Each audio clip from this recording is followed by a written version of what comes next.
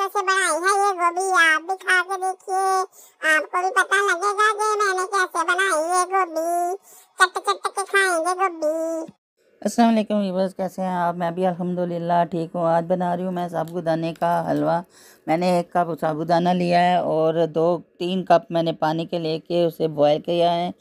और इसे मुकम्मल जिस वक्त तक ये पक नहीं जाता, बॉयल नहीं हो जाता, ट्रांसपेरेंट नहीं हो जाता, इस वक्त तक हमें चम्मच को हिलाते रहना है।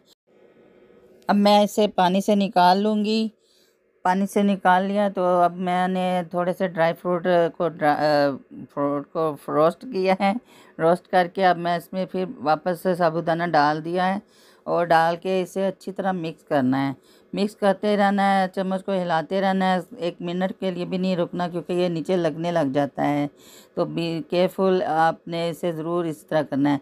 और 1 ही कप मैंने शुगर का भी डालना है और वो भी अच्छी तरह मिक्स करना है। और मिक्स करते करते इसमें 1 चुटकी भर के मैंने ज़रदे रंग की भी डालनी है।